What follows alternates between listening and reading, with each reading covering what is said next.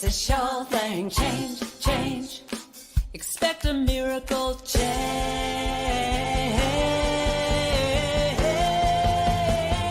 Watch me change when you change the way you look at things. The things you look at change. When you change the way you look at things, the things you look at change. When you change the way you look at things, the things you look at change. When you change the way you look at things, the things you look at change. Now do do do do do change. Do do do do do change. Do do do do do change. Do do do do. Welcome Good to the Spirit morning. Cafe Show. And I said good morning, and I mean good morning, good afternoon, good evening from wherever you're coming. You are welcome here, and we are so happy that you are here with us today. My name is Cheryl Rogers, and I'm here with Barbara Jean, and our third host, Marg, is away today, but she'll be back next week. Well, Cheryl's going to give us our land acknowledgement. Yes, I am. And so we come to you from Ontario, Canada, and we like to acknowledge that we work, live, and play on the historical and traditional territory of many First Nations. And as we gather on Turtle Island, we as settlers are grateful for the opportunity to meet here, and we thank all the generations of people who have taken care of this land for thousands of years. This includes the Métis, Inuit, and all other Indigenous peoples. We also acknowledge that as we continue to grow and expand on these lands, there is still unresolved and dangerous inequality and discrimination towards BIPOC and 2S LGBTQ plus family. By making these acknowledgements, we strive to be allies and take an active part in reconciliation. We recognize our oneness, we realize our history, and we choose to create a new reality. We are one. Miigwech. Miigwech. Well, our guest today is a high flyer, but that's not what we're talking about today. Erikka is a person who is driven by her fascination with experiencing life and learning. This drive has taken her to 29 countries, including her most recent home in Barcelona, Spain. It has also taken her through some profoundly different types of work, including owner-operator of a restaurant, a registered nurse, an international independent circus performer. I've seen her perform, and most recently has driven her to return to academia to study clinical psychology. Erikka believes that self-awareness and our connection to self, others, and our environment is at the heart of an exciting and satisfying life. And today we are going to be talking about anxiety over dying and what Erikka learned through her process. Welcome, Erikka. Thank you for having me. I'm really excited to be here. Oh, we're thrilled to have you. Thrilled to have you. Now, you're not flying on any ribbons right now, but let's talk a little bit about the anxiety around dying, because I know a lot of people have it. It's so funny. Like, I was listening to you say that, and I thought, you know, I might be one of the only people that's like, yes, let's talk about this. Because normally people are like, oh, I'm good. You're good. Okay, thanks. Great. And so but I see it as really like not as heavy, or not heavy in the way that maybe society sees it. And I think I'd like to tell you a little bit of a story about where that comes from for me. So when I was a teenager, my mom passed suddenly. And at that time, I was really confused by it, to be honest. I mean, she was pretty healthy, and I wasn't really expecting that in any way. But I had no idea that I was experiencing like this anxious pull of what was going on because I was grieving, right? And so I couldn't really separate what was happening. It took me decades to really get a handle on what was going on for me.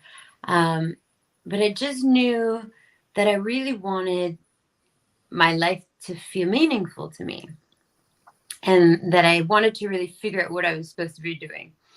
And that for me was really weird because I like so many different things that I was like, oh, wow, maybe I don't have a destiny. Maybe I don't have a thing I'm supposed to do. But it brought me first to, before working, to wanting to really experience every type of physical activity, every type of adrenaline, every type of thing, because I really, really wanted to live. And I spent years snowboarding before circus and doing that kind of thing. But it eventually brought me to the cancer clinic where I worked for over a decade with people who, like my mom, were on the side of having less time than they thought they were going to have, right?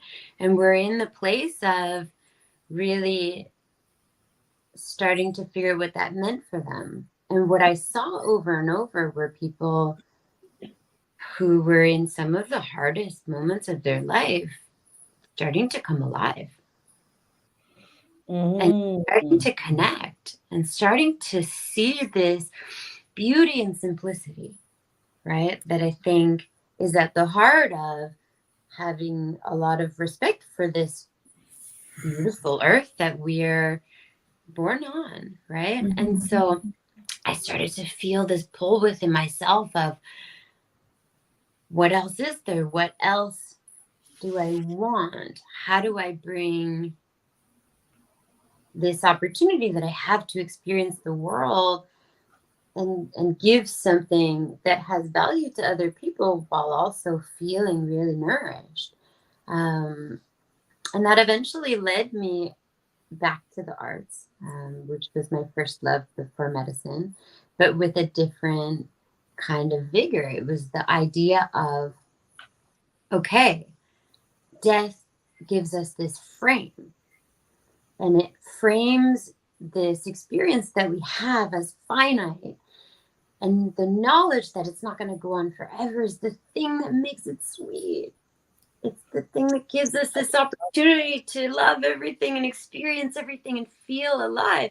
And so that kind of took this fear of dying away from me and gave me this idea that I just wanted to make art, and something that I have had the opportunity to do, that I've had the opportunity to connect with you about, is I really believe we need more wonder in the world. And so I think that's a piece of my personal part. But it came to me from this kind of heaviness. And I don't know that we always talk about the gifts that come out of our heaviness, you know?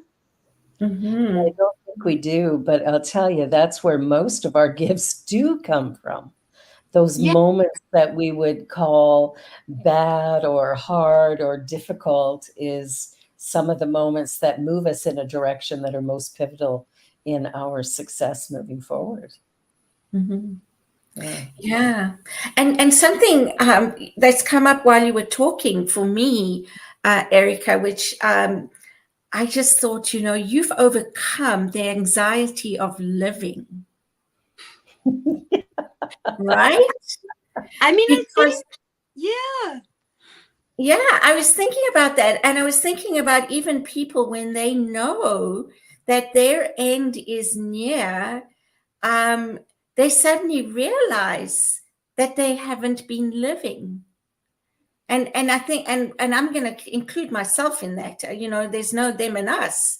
When we know that we are almost at the end, it's like, oh wow, what am I doing? What have I been doing? What do I want to do? And suddenly, and the reality is that we're all dying. I mean, that's a given, right? And yet it has to take something like that for us to really get it.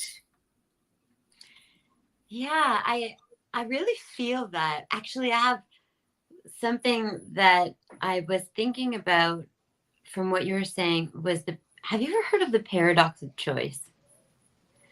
It's Don't think so. it's a theory that came out by Dr. Schwartz in 2005, in which he talked a little bit about how the human brain is more efficient when we have less choices. And when we have a lot of choices, sometimes we get frozen. And the thing about life is that, yes, we have organization and society, but we are profoundly groundless. Many of us can do lots of things, right? And yes, of course, there are systems of oppression and things like that in multicultural senses that do stand in the way of everybody always having the opportunity to do what they want.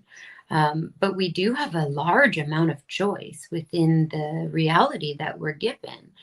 And sometimes I think that paralyzes people. I know that was my experience a little bit. Thinking I can do anything made me feel like, what if I choose the wrong thing? Maybe I won't. And I wonder how many times that's a factor in the lives of like ordinary people, right? I mean, I think I feel like I'm a pretty ordinary person. And I feel like there's freedom in that. If you're very ordinary and you don't have to make a big fancy life, then you have the freedom to really learn and do what you want, and you have more freedom than people who are very rigidly successful or pursuing that kind of fame and that sort of thing. I don't know if that makes sense.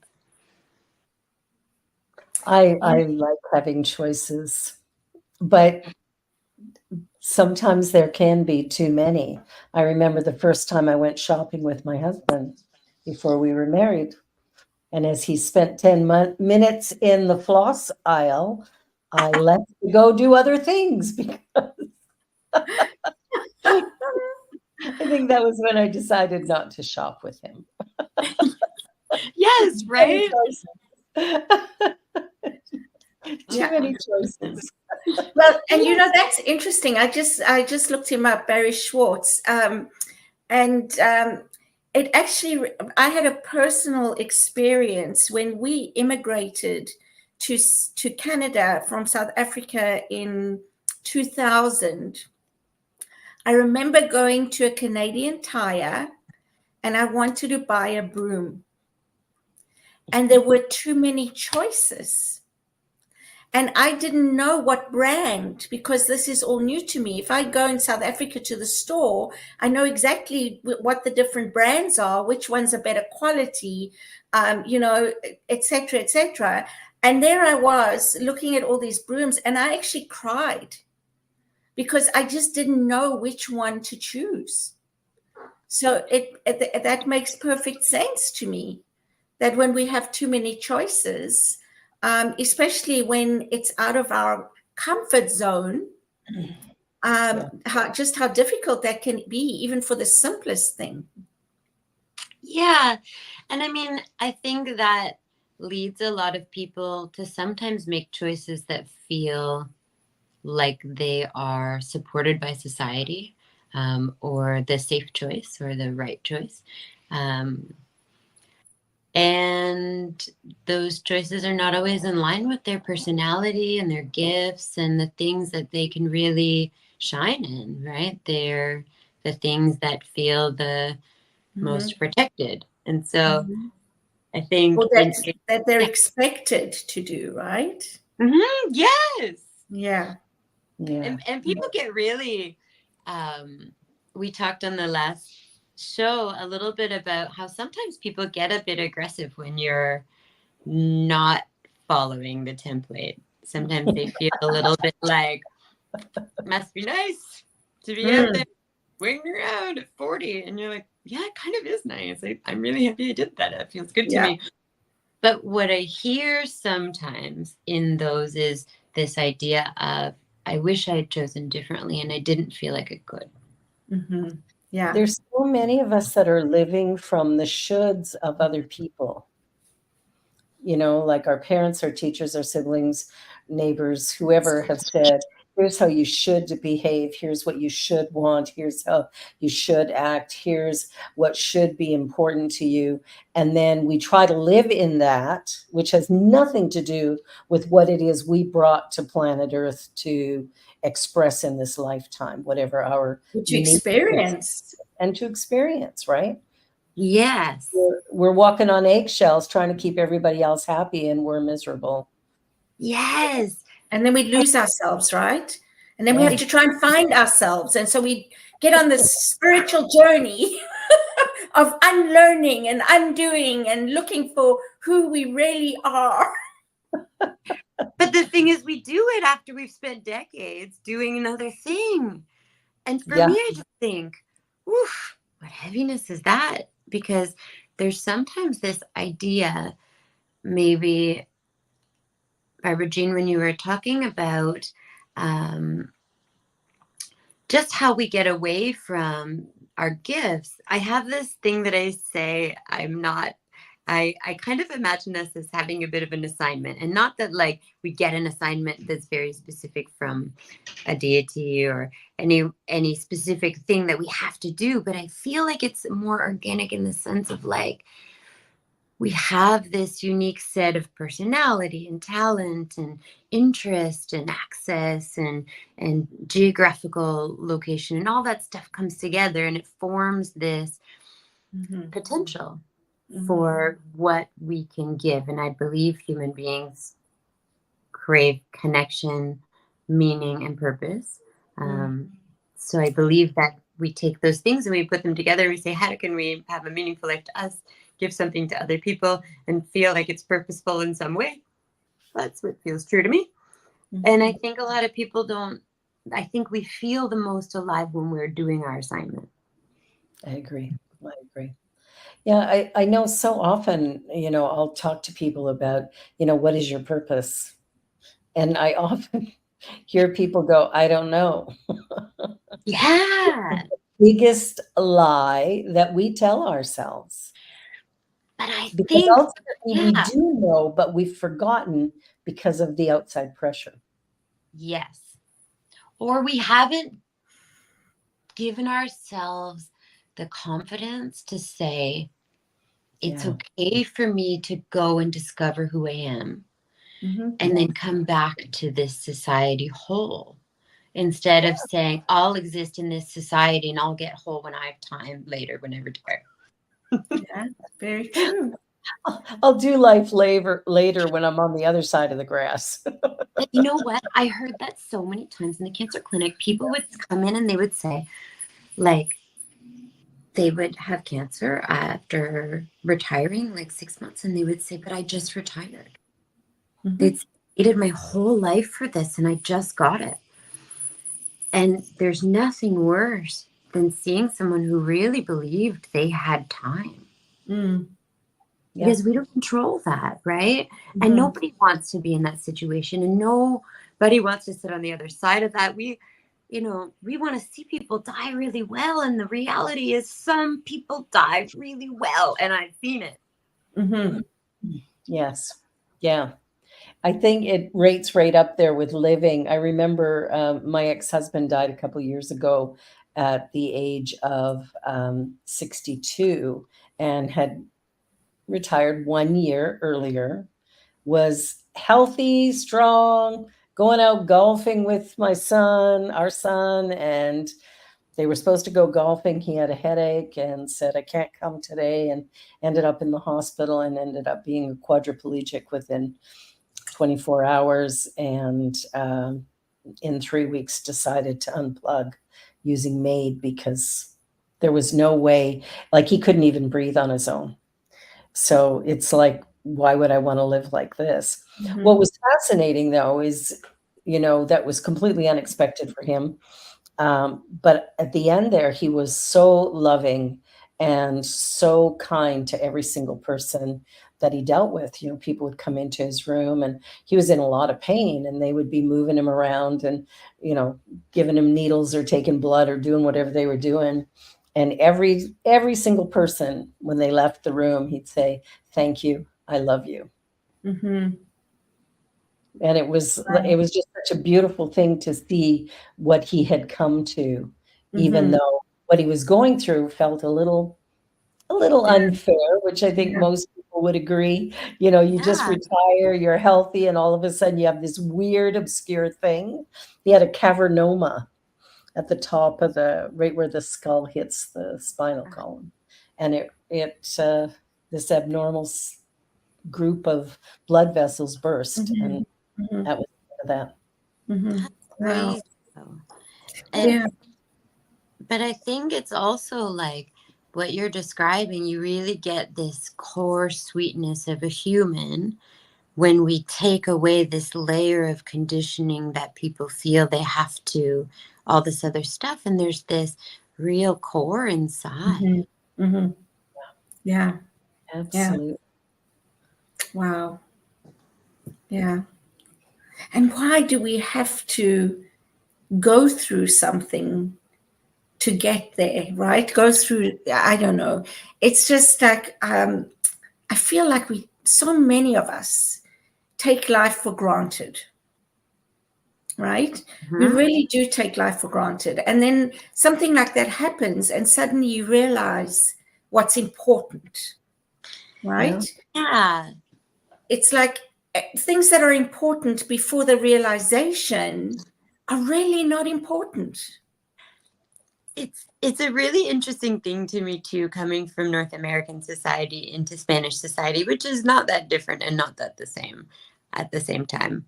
But Yeah. it's like there's this big focus on the schedule in North America. Oh, the schedule. You can't get in the way of the schedule. We have a Mhm. schedule. We don't know why we have the schedule. We just have to work and make money because we need things. And it's like, and here we have almost the entire month of April on holiday for Easter. Mhm. They call it Semana Santa here, but they and you'll hear the people here say, "Oof, we should work more," right?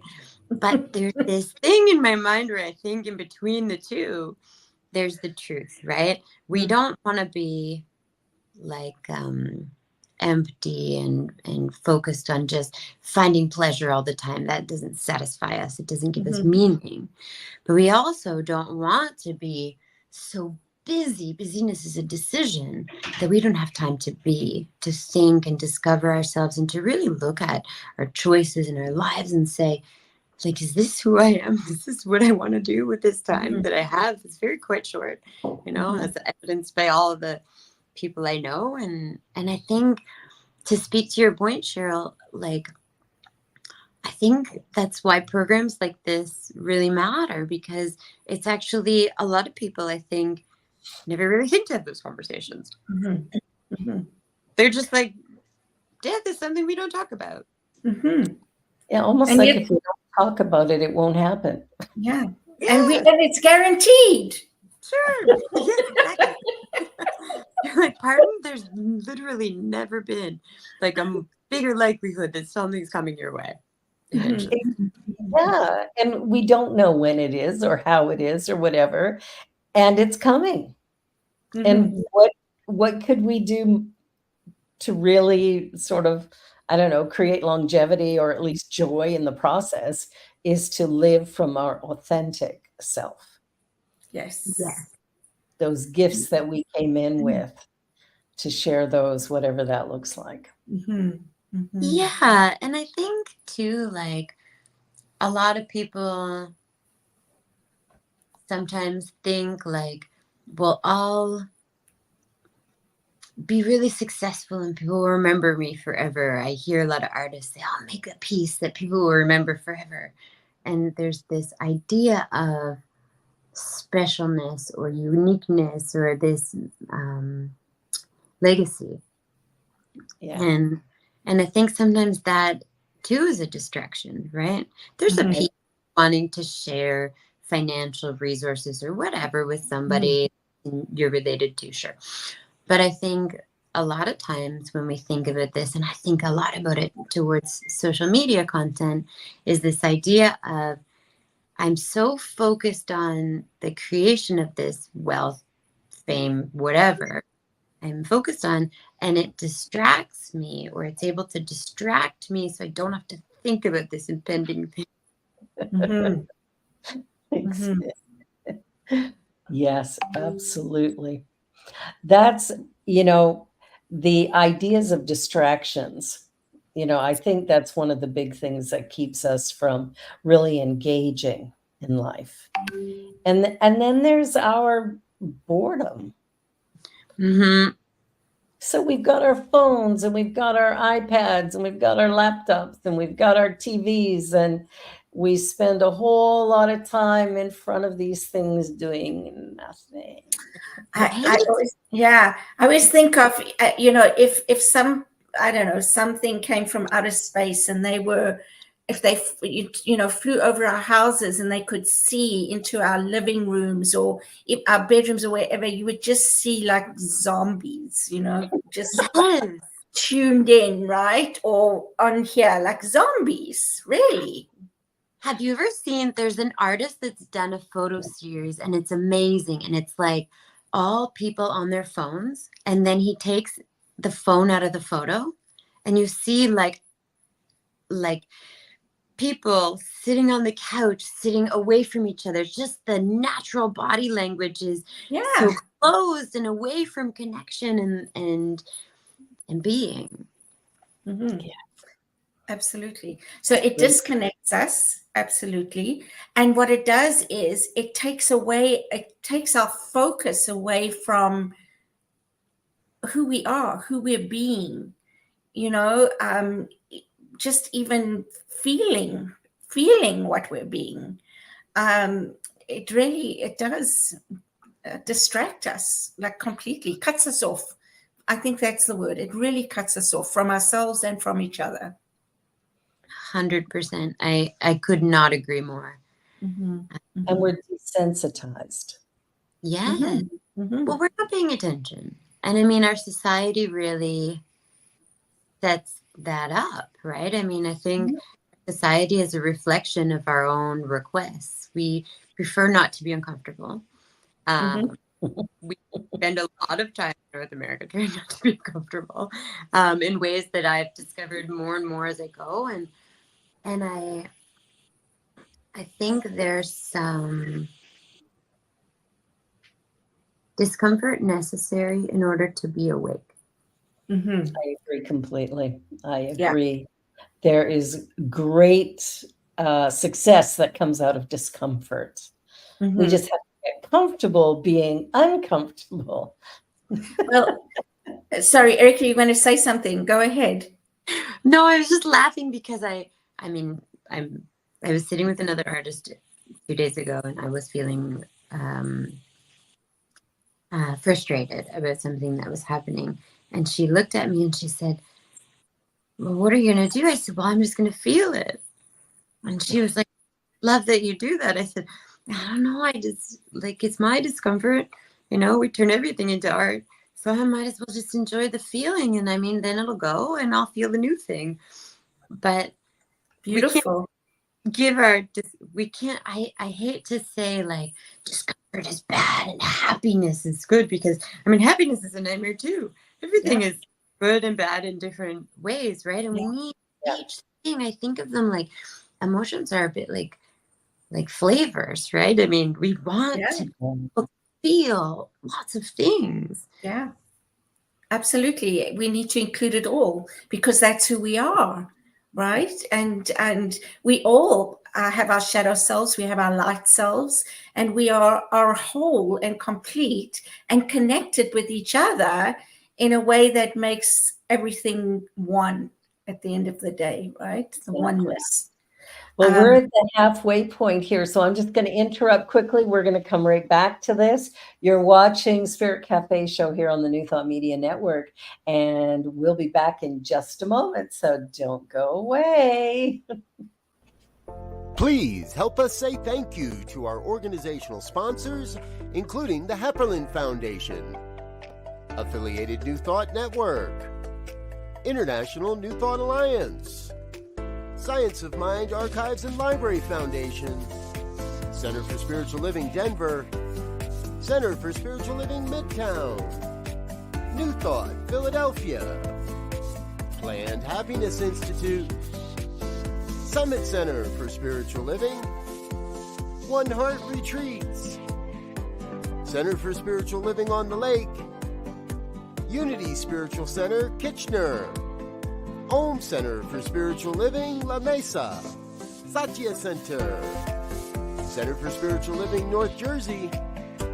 Unity of Savannah. And Center for Spiritual Living, Seattle.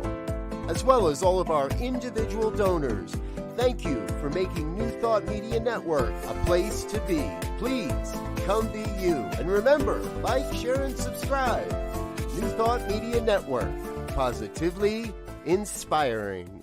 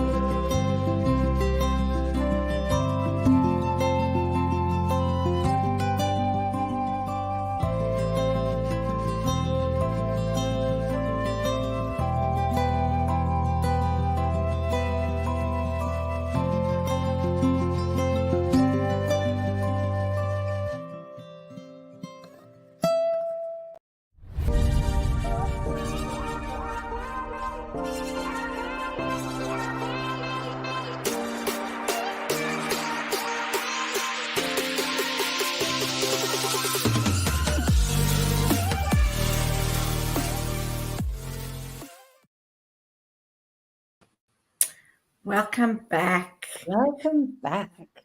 So I had a thought before we had a break. Sorry, Barbara, because I've heard we were talking about discomfort, and I've heard ministers say, "I'm here to comfort the afflicted and to afflict the comfortable."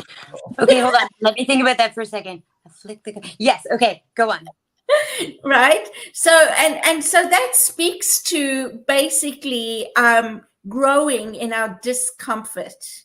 And how important that is for us.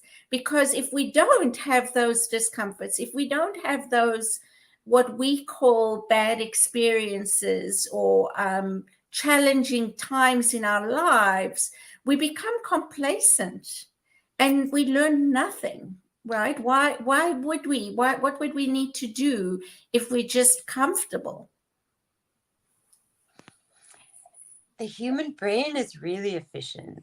Okay. It gets really comfortable fast. And when I think about your story with the broom, I've had that experience. Okay. I've gone to the supermarket and just been like, I just need oats in a package. I understand.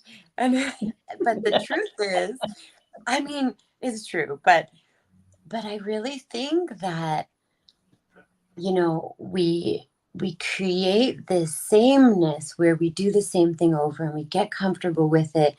And when we're pulled out of that environment, we're not okay.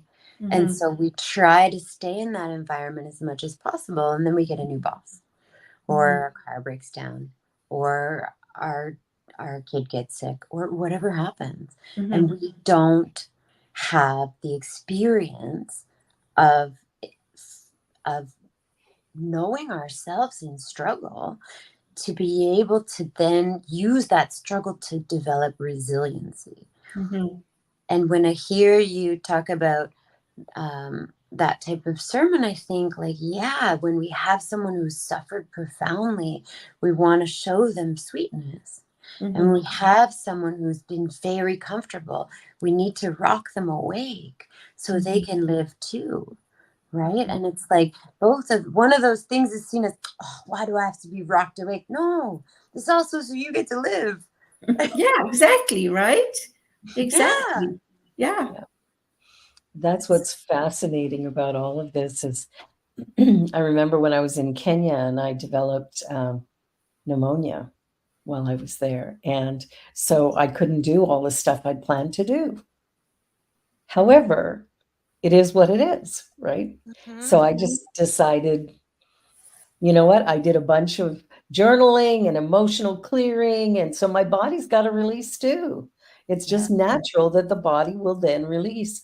And so I just had a blast. I got to know the person cleaning my room, and I got to know the girl at the front desk who gave me her cell phone so I could connect with her if I needed anything. And my drivers who came and picked me up after 4 days going, you need to leave your room at least for a few minutes. We'll take you to the store for juice and bring you back.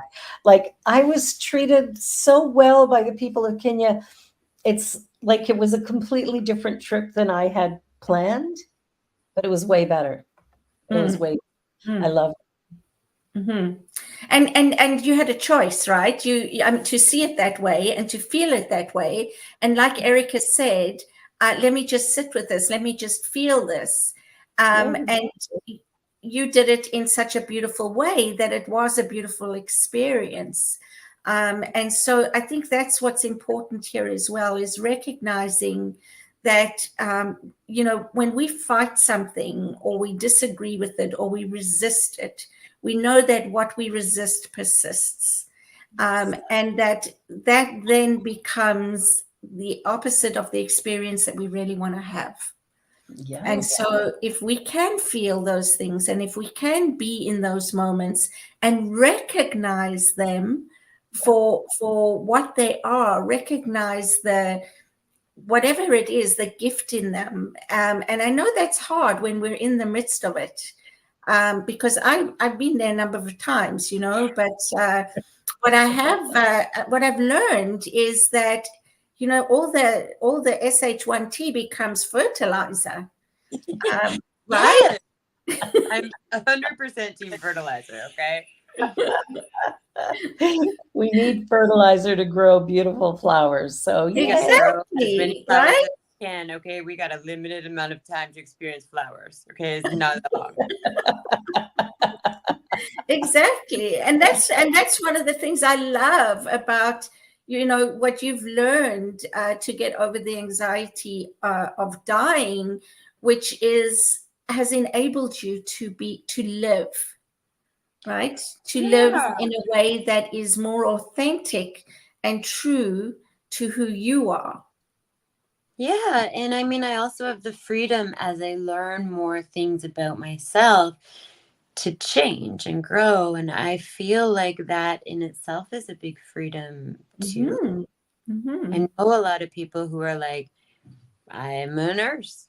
And it's not because I love nursing, it's because this is the job I have. Right. And I'm, okay, but you could choose a different thing. And they're like, and you're like, okay, but are you, if you're unhappy, why not choose again? Right. And people sometimes are like,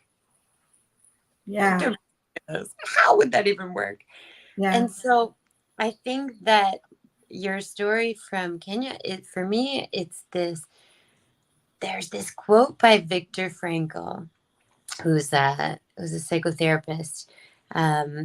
And he says, between stimulus and response is where our freedom lies. In that moment is where we have the freedom to choose what meaning we associate with what's happening to us. And the thing is, a lot of times we have kind of pre-organized, I think, things into good or bad, right? My mom died, bad. I got a new job, good. I got a new job in a different city, good and bad, right? Like, and we're just like, we're emotionally attached to these things. And the answer is, we don't know. Maybe it's actually a good thing for you overall. I have no idea. But the thing is, I know that if you feel like it's a bad idea, and it's definitely been something bad that's happened to you, you definitely aren't going to have a good day about it. Yeah. One of the things that I strive to do is, for the longest time, I'd always talk about how hard things were. And one day I went, okay, so language impacts how I feel. So what if I change that for another 4-letter word? Instead of hard, maybe it's easy. What if I just say everything's easy? Then what happens? And it's fascinating how that changes the energy around everything. Yeah. Just by calling it easy, all of a sudden it's, okay, well, I could do it. I might not know how at this moment, but the way will be made clear. And it's all of a sudden it changes the dynamic because we've named it something different. Yeah. Yeah. I think you're easy, I call new. I'll go, Yeah. it's not hard, it's just new, and I don't totally understand it yet. I don't have enough information to panic, is what I say. I Oh, don't have enough information to panic. It's just new. I need more details. I could take those details at a rapid pace in this moment. Thank you. I don't have enough information to panic just yet. That's perfect. I love it. I love it. Oh Because my it is God. our thinking that throws us under the bus. It's not what's going on, it's how we think about it. Mhm, Yeah. And I mhm. think we can build capacity for discomfort. And I think I typically don't use the word. Should Yeah, word. yeah, We, yeah, but yeah. I think that we have a great opportunity to have deeper experiences if we say, okay, listen, I'm going to try to be uncomfortable a bit every day. I'm going to seek it out. It's not going to find me because I'm going to find it. Mhm. There's power in that, right? Yeah, absolutely.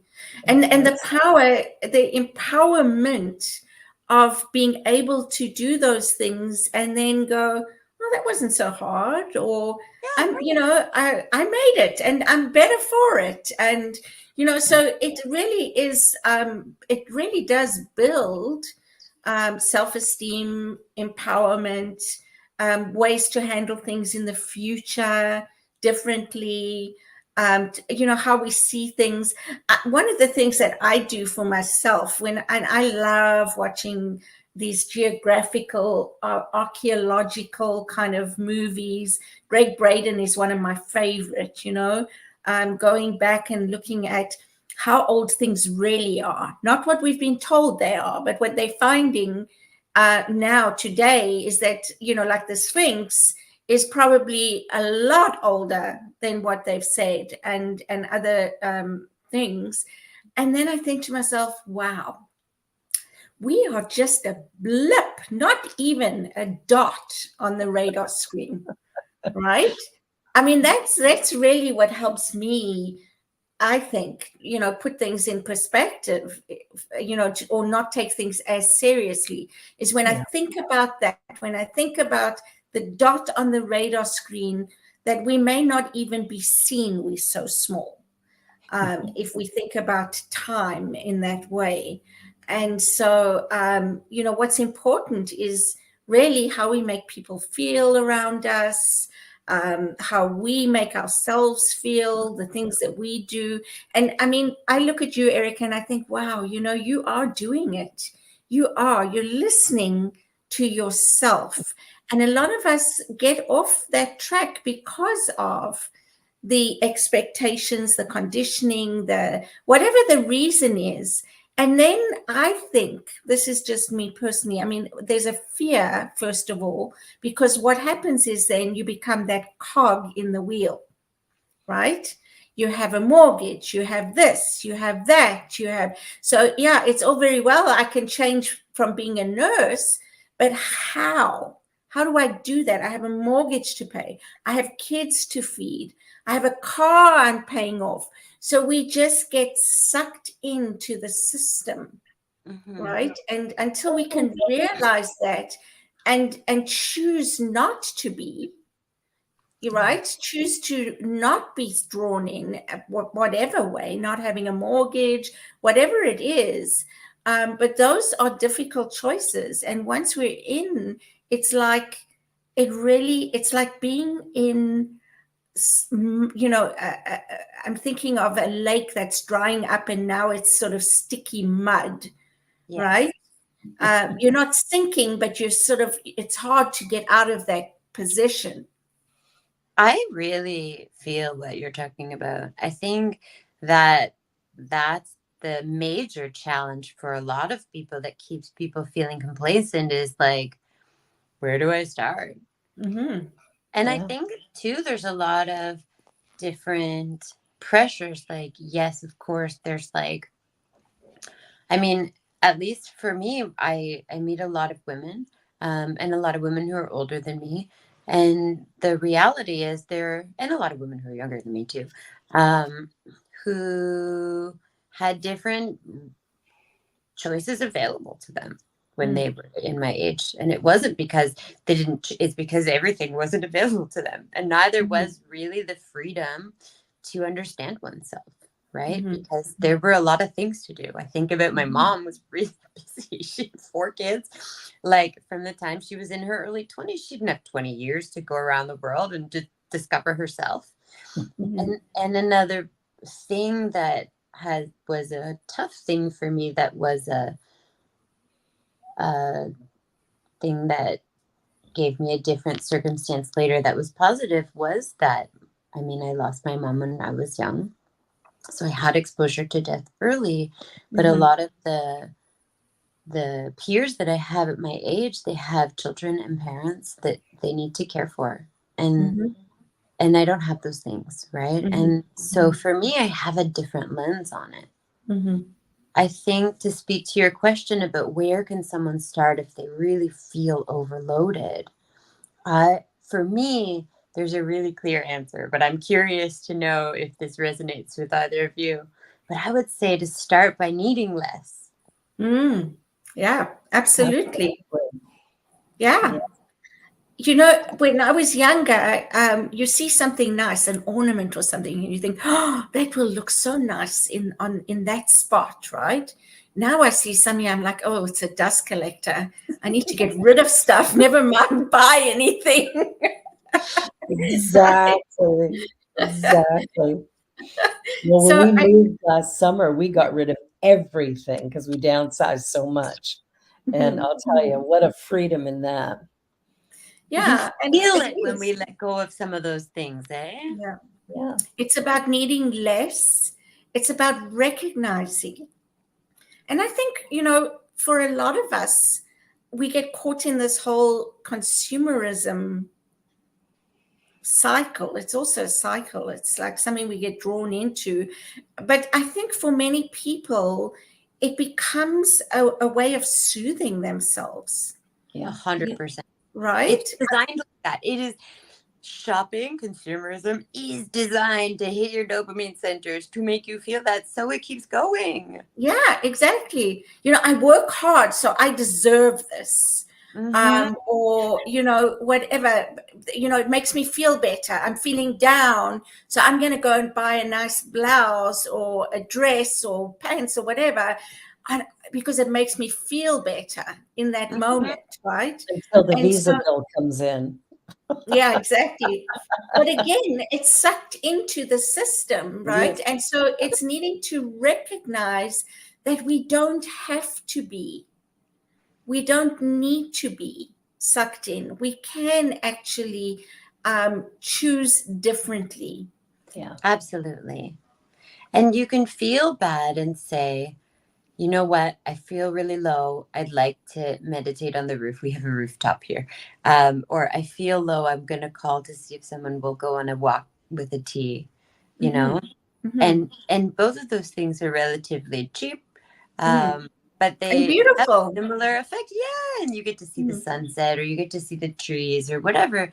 But Right. it's like, when we think about consumerism too, when I consider that human beings are social creatures that want connection and purpose and meaning, shopping doesn't really give you that, even though in our society we're really pushed towards it. It's a solitary activity, even if we're buying things for other people that we think they need, or that we need to get them, or that we need, or whatever. We're still, it's really like, still kind of impersonal a little bit, right? It's like, but it's you and your bank card. It is. It's an obligation. It makes me think of Sheldon. Do you watch The Big Bang Theory? I don't.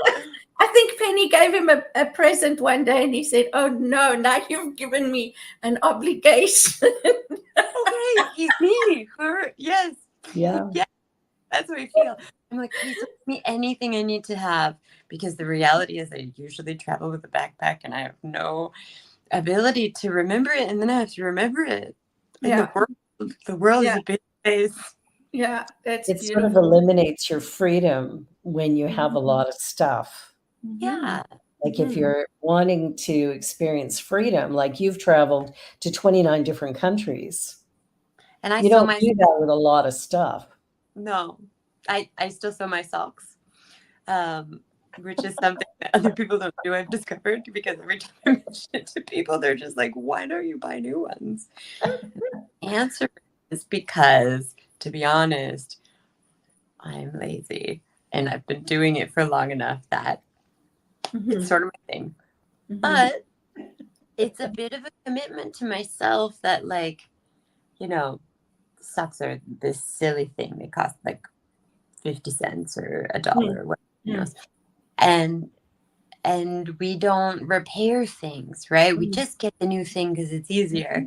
And so when I started repairing things in my life, it was a bit of a decision overall to use jars instead of bottles and to sew my socks instead of buying new ones. And I know some people think that's kind of the hippie mentality, but it's No. given me benefits. It gives me the money to buy plane tickets. And it means I'm not just constantly throwing things away and needing new things. So I don't have it. It's rare that I need to go to a store that's not the grocery store if I don't have a problem. And that's great, because then you become less dependent as well, right?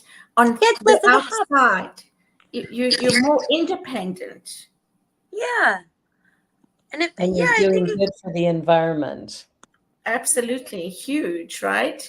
And not getting into that wheel of consumerism.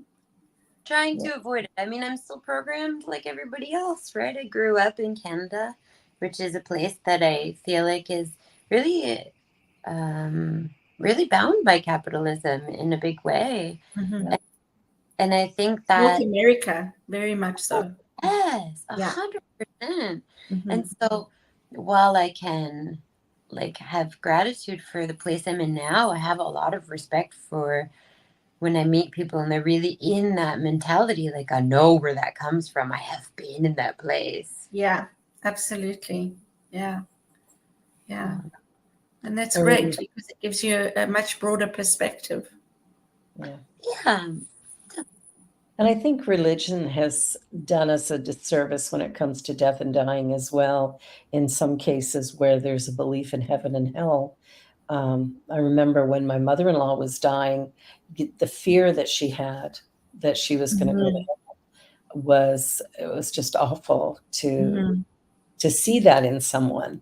And there's so many people who go through that. And I don't know if you noticed that when you were in the working with palliative cases, but it's like the idea that, I'm holding on and holding on because I'm afraid of what's on the other side. There's so much of that.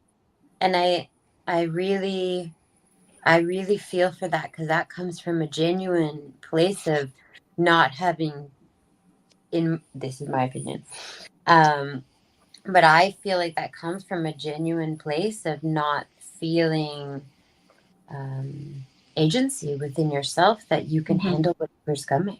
You know? Yeah. Yeah. And the thing is, something is coming. That because I don't think death is an ending. I think it's just it's just a transition to another way of being. So And but the thing is, when we see change, can we see it with wonder instead of fear? And I yes, think that's what love you're that. talking about. Yeah, absolutely. I love that. I love that word, wonder. Too. It's sort of an open word, right? Like if I'm in a place of wonder, I'm available. Yes. And Yeah. I think too, it's like when I think about wonder, I think about I don't know, for me, I look at everything that's man-made and I think, look at all this nature. Like for me, nature is this amazing thing, and just being able to be a part of that, I think is this connection that is so easy to miss. But it allows you to really say, like you had mentioned, Cheryl, I don't have to put all this pressure on myself.